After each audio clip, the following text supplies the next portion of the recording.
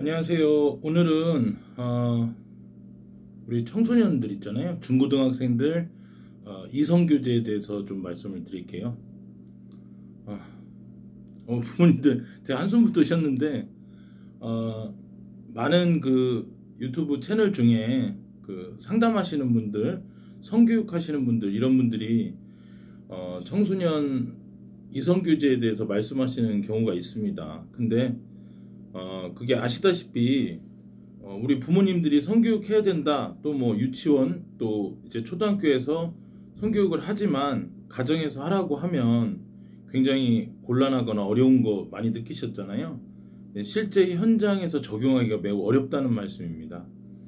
그래서 그게 또 이제 이성교제 같은 경우에도 이거는 방송을 좀 끝까지 들어보셨으면 좋겠고, 한 번으로 끝날 수 없다는 걸 제가 너무나 잘 알아요. 준비가 돼 있는 것들 보면 제가 다 말씀드릴 수 없는 부분이 있습니다. 제가 지금 상담 중에 있거나 현재 진행형인 것도 있고요. 그리고 또 당사자들이 또 되게 민감할 부분도 있어서 이 부분은 정말로 듣고 반영하거나 적용하지 않으시길 바랍니다. 그냥 이런 게 있다는 것만 아시고 우리 가정에 어떤 게 가장 적합할지는 부모님들이 생사 결단을 하듯이 정말 단호하게 생각하셔야 돼요. 지금 우리가 공부 잘하는 비법들, 방법들에 대해서 연구하고 있지 않습니까? 막 스카이를 가야 된다. 뭐 자기 목표한 바, 이루는 꿈을 이루기 위해서 지금 가야 된다. 그러는 판에 지금 어느 집은 정말 공부 때문에 난리가 났는데 우리는 한가하게 무슨 이성교제 이런 거 갖고 지금 우리가 실갱이해야 되냐 이러신 분들이 있을 것 같아요. 사춘기 때 아무 일도 없이 지나가면 얼마나 좋겠습니까마는, 그렇지가 않습니다. 우리 자녀들은 그 시기가 딱 중고등학교 공부해야 될 시기가 사춘기고요. 사춘기는 정말 제가 겪어본 바로는 몇백 명의 친구들, 몇천 명의 친구들 봤을 때 다른 다양한 형태로 나타나기 때문에 어떻다라고 정의 내리기가 어려워요. 그래서 주변에 우리 가정 외에 다른 사람들이 하는 조언이나 이런 자문들이 아무 쓸모가 없을 때가 있습니다. 예를 들어서 지금 우리 집에 굉장히 보수적인 집이다, 가정인데 여학생을 내가 이제 여자아이를 키우고 있다. 근데 중학교 1학년 올라가더니 갑자기 초등학교 때 남자친구를 만난다. 그리고 어떤 오빠와 이제 만난다고 한다. 그 오빠랑 오빠의 빈집에, 그러니까 엄마 아빠가 맞벌이를 하시는데 공부하러 갔다가 이제 걸리는 사건이 있다. 카톡을 한다거나 SNS 상에서 페메 같은 걸로다가 페이스북 메신저 이런 거겠죠. 그거 말고도 다양한 앱을 통해서 몰래 연락하고 그러다가 또 뭐 가스라이팅을 당하기도 하고, 그런 부분들도 또 다음에 이제 궁금하신 분이 있으면 제가 하나하나 더 자세히 설명해 드리도록 할게요. 근데 일단은 그렇게 부모님들이 원하지 않는 이성교제를 충분히 할 수 있는 나이가 됐다는 겁니다. 그리고 그거를 이제 발끈하셔서 굉장히 가부장적인 아버지나 또는 뭐 굉장히 또 참견을 잘하는 엄마가 적극적으로 나서서 당장 그만둬, 때려쳐 했을 때 또 그 내용들을 갖다, 대화 내용을 다 보거나 이렇게 했을 때 어떤 좋은 결과가 나올지 나쁜 결과가 나올지에 대한 거는 생각을 안 해보셨잖아요. 그쵸? 실제로는 많은 부분에서 부정적인 결과들이 나오기 시작합니다. 일단은 부모하고 자식 사이에, 자녀들 사이에서 불신이 생기고요. 그리고 굉장히 험악한 상황으로 가기도 하고요. 돌이킬 수 없는 문제가 또 되기도 하고, 가출하기도 하고, 아이가 탈선하기도 하고, 이러는 경향들도 저는 교육 현장에서 너무 많이 봤습니다. 그건 뭐냐면 우리 자녀들이요, 이제 어른이 되기 전 단계에서 어른들과 같은 이성적 판단 또는 감정적으로 행동을 하기 때문에 나타나는 현상들이에요. 그래서 제가 이렇게 좀 재미없게 얘기한 이유가 뭐냐면, 흥미를 더하자면 굉장히 많거든요, 사례들이. 근데 그것들이 자칫 아이들의 뭐 방황, 우리 애하고는 상관없어, 이런 것들을 흘릴까봐 제가 얘기를 안 하는 건데, 이런 일들이 없다, 우리 아이는 뭐 이성교제 절대 안 해, 걱정하지 마, 모쏠이야, 모태솔로야, 그 친구들이 또 학교에서 뭐 빼빼로데이나 발렌타인데이, 화이트데이 이런 때에 겪는 고충 모르시죠? 그네들 그 집단 사이에서 따돌림 당하는 거에 대해서 잘 모르실 거 아니에요. 예. 굉장히 또 자존감이 낮아질 수가 있다는 겁니다. 그걸 받는 친구들에 비해서.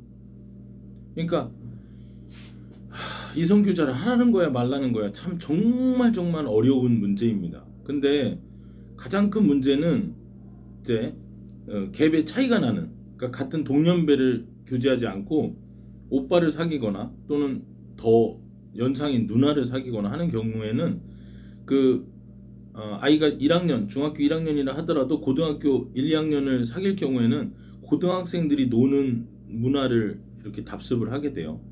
그리고 코인 노래방도 있죠. 예, 스킨십을 할 수 있는 다양한 공간들이 또 있습니다. 멀티방 아세요? 어른들? 멀티방은 뭐 음식을 시켜 먹을 수도 있고요. 노래도 부를 수 있고 그 안에서 뭐 영화를 볼 수도 있고요. 정말 멀티예요. 그런 거를 아이들이 갈 수 있다고? 예, 있습니다. 예. 가서 또 그런 것들을 이제 방조를 해요, 어른들이. 예. 거기 들어왔을 때 아이들이 뻔하게 어떻게 놀지를 알면서도 있잖아요. 그냥 방치를 하는 경우가 상당히 많고요. 그러다 보면 이게 지금 요만큼 좋아하고 이쪽은 이만큼 좋아하잖아요. 그럼 이만큼 좋아하는 사람한테 끌려간다니까요. 이쪽은 엄청 좋아하고 이쪽은 마이너스거나 제로잖아요. 그럼 이게 좀 낮춰질 수가 있어요. 근데 둘 다 좋아하는 경우에는요, 정말 끝도 없이 걷잡을 수 없이 이제 사태가 심각해지는 경우가 있습니다. 그래서 상대 부모님도 같이 아는 경우가 좋을 것 같고요. 남자 아이를 키우는 부모님도 좀 안심하시죠. 에이, 우리 남자이니까 뭐 좀 늦게 들어와도 상관없고, 에이, 제발 속으로 사고만 치지 마라. 근데 지금은요, 아이들 문제라 하더라도요, 예, 어떤 성적인 문제가 들어가게 되면 학교 폭력으로 다 다뤄지게 돼요. 아이들도 잠재적 가해자가 될 수 있단 말이죠. 예, 무슨 뭐 촉법소년 이런 얘기들 하시는데 그런 게 아니라 나중에 그게 학교 현장에서 어마어마하게 또 이렇게 다뤄지는 그런 부분들이 있습니다. 그래서 이거는 제가 딱 전할 말씀만 잘 전한 것 같아요, 오늘. 예. 왜냐하면 2탄, 3탄은 제가 얼마든지 여러분들 댓글을 다시거나 궁금해 하시면은 말씀을 드릴 수 있어요. 근데 굳이 이런 문제가 없는 분들은 여기까지만 들으시고요. 정말 나 지금 그것 때문에 엄청 고민하고 있어. 어떻게 해야 돼? 할 때는 학생, 가정, 그 다음에 그 학생의 취향, 그 다음에 요즘 MBTI 많이 하잖아요. 그런 것들하고도 결부돼서 성격, 그 다음에 어디까지 튈지 그런 부분들에 대해서 다 고심을 하셔야 된다는 겁니다. 옆에서 주변에서 얘기 들었는데 이렇게 하더라. 구성희 씨 되게 유명했잖아요. 그분이 하신 교육관이나 오은영 박사님이 한 건 또 달라요. 오은영 박사님은 편하게 아이들에게 드러내놓고 한 6년 전 방송을 보니까 그런 말씀들을 하시는데 남자 아이를 그때 고3 정도로 키우고 계셨던 것 같더라고요. 근데 그렇게 문제 없거나 남자 아이를 키울 때는 조금 더 엄마 아빠들이 관대한 편이에요. 그치만은 여학생들의 경우에는요, 한번 이제 그 남자친구 오빠하고 교제를 해서 푹 빠지게 되면은요, 사실 이제 아이돌이나 이런 것들을 이제 추상적으로 좋아하다가 현실적인 사랑을 나누게 되잖아요. 그럼 그 다음부터는 정말 공부하고는 정말 거리가 멀게 되는. 그러니까 우리는 아이들을 공부를 잘 가르치고 싶잖아요. 근데 실제로 이런 복병들이 어마어마하게 많아서 부모님들이 갈 곳을 잃게 만드는 경우가 상당히 많습니다. 그래서 오늘 이제 청소년, 중고등학생들 청소년 이성교제에 대해서 컨텐츠를 다뤄보았는데요. 말처럼 쉽지 않다. 굉장히 또 극단적인 선택을 하고 탈선의 여지도 많다. 그리고 그런 사례들을 막으려고 했을 때 나왔던 문제가 많다. 모든 학원들에서는 이성교제를 학원 내에서 반대를 합니다. 아이들에게 잘못된 영향이 미치기 때문에. 근데 그걸 또 비집고 좋아하는 친구들이 생겨나고요. 그리고 나서 나중에 또 그 친구들이 끝까지 잘 되냐? 그렇지도 않고 또 다른 이성교제를 하게 되거나, 저 경험에는 다른 친구하고 또 제3의 사람하고 같은 학원생이었는데 결혼하는 경우도 있습니다. 누군지 알지 얘들아? 그런 경우도 있습니다. 그래서 저희가 이제 어른들이 쉽게 생각할 수 있는 문제가 아니라는 말씀을 드리고요. 1탄으로 일단은 마무리를 하겠습니다. 근데 이제 제가 드리고 싶은 말씀은 이거는 제발 누구 얘기를 듣지도 말고 상담하시는 분들 이야기도 신뢰하지 마세요. 제 얘기도 신뢰하지 마세요. 그리고 아이들을 자극하지 마세요. 그런데 방관하시면 큰일이 납니다. 예. 그리고 공부에는 엄청난 마이너스가 되고요. 실제로 이성교제를 깊이 있게 한 친구들 중에 성공한 사례는 극히 일부분밖에 안 돼요. 그러니까는 공부에는 가장 큰 적이라고 할 수 있습니다. 네, 이렇게 두루뭉실하게 또 말씀드려서 정말 죄송합니다. 그런데 그렇게밖에 할 수 없는 게 이제 학생들마다 다 다르고요, 성향이. 그리고 한 번으로 끝낼 수 있는 문제가 아니고 이걸로 아마 100탄까지 가야 될걸요. 그래서 그렇게 이해하시고요. 그리고 또 궁금해하신 분들은 개인적으로 또 이제 물어주시거나, 예. 저도 지금 얘기를 못하니까 너무 답답해요. 예, 왜냐면 지금 현재도 그렇게 고충으로 겪고 계신 분들이 계시단 말이에요.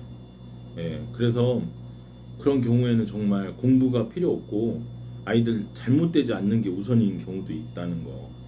그러니까 공부 잘하는 방법 알면 뭐합니까? 지금 5번째까지 갔는데 아이들이 따라주지 않으면 소용없는 거죠. 오늘 여기까지 마치고요. 다음 이제 뭐 궁금해 하시면 2탄 3탄에서 예, 또 말씀을 드릴게요. 그래서 하여튼 우리 아들 잘 키우는 게 일단 목적이잖아요. 그쵸? 예, 잘 키울 수 있도록 하고요. 그리고 좀 방송에 어디까지 상세히 말씀드릴지는 다음에 또 고민을 해보도록 하겠습니다. 늘 건강하시고, 예, 학업으로는 늘 성공하시고, 많은 우리 이제 청취자분들 늘어나셨는데, 예, 감사드립니다. 늘 행복한 일만 가득하시길 바라겠습니다. 감사합니다.